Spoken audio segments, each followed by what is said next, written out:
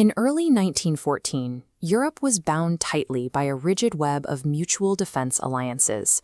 The aristocrats managing these treaties expected any future conflict to look like the brief, glorious cavalry skirmishes of the past. They were completely unprepared for a modernizing world.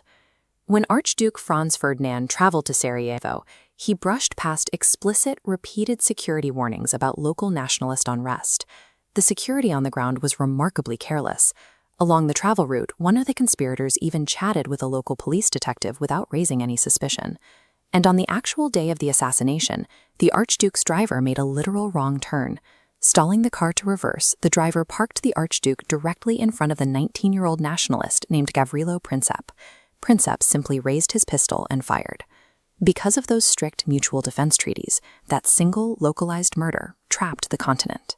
Within weeks, millions of men were mobilized, pulled into a fight their generals didn't actually know how to win. In the opening days of the war, officers ordered their men to march across open fields in brightly colored uniforms, anticipating swift victories. Instead, they marched into the teeth of the Industrial Revolution. Newly perfected heavy machine guns and long-range indirect artillery could accurately fire hundreds of rounds a minute. To survive this wall of lead, soldiers had to dig into the earth. The fluid battlefields instantly froze into a brutal, static network of trenches, stretching for hundreds of miles. The old military rulebook was useless. Facing a total stalemate, nations realized they had to invent entirely new methods of destruction, or face annihilation. The battlefield quickly became a massive industrial testing ground.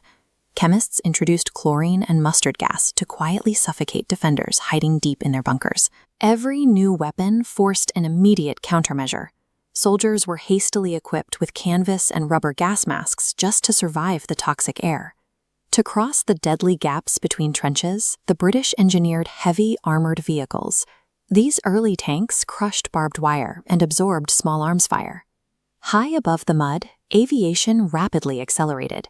Fragile observation gliders were retrofitted with synchronized machine guns firing through the propellers, turning them into deadly fighters. These inventions rarely captured much territory. Instead, they succeeded in turning warfare into a highly efficient, mechanized process for mass casualties. Because neither side could break through the physical lines, the conflict expanded into the shadows. Warfare became a battle of information and supply chain sabotage. Germany launched a covert campaign inside the neutral United States, planting incendiary devices to destroy munitions. This culminated in the apocalyptic Black Tom explosion in New York Harbor. At sea, German U-boats enforced unrestricted submarine warfare, deliberately starving the British economy by sinking merchant and civilian supply ships indiscriminately. But the most consequential intelligence battle happened behind closed doors. British cryptanalysts in Room 40 intercepted a top-secret German message heading to Mexico. By cracking this code within a code, the British uncovered a desperate plot. Germany offered to fund a Mexican invasion of the American Southwest. Germany's attempt to keep America distracted backfired completely. The leaked telegram enraged the public and pulled the immense industrial capacity of the United States directly into the fight. By 1918, fresh American troops provided a critical surge. By combining infantry waves, tanks, and aircraft into coordinated offenses, the Allies finally shattered the German lines. This final push relied on a truly global effort. The British Empire alone deployed over 1 million Indian soldiers to fight across multiple continents. Exhausted, starved, and facing internal collapse, the Central Powers surrendered. The November 1918 armistice sparked an overwhelming wave of relief across the globe. The cost of this peace was staggering. Over 40 million people were killed or wounded, and 4 centuries-old empires were completely dismantled. While the political borders of Europe were hastily redrawn, the most permanent legacy of the conflict was structural. The era of cavalry charges and aristocratic rule was buried in the mud. In its place arose modern intelligence agencies, mechanized combat, and total industrial warfare.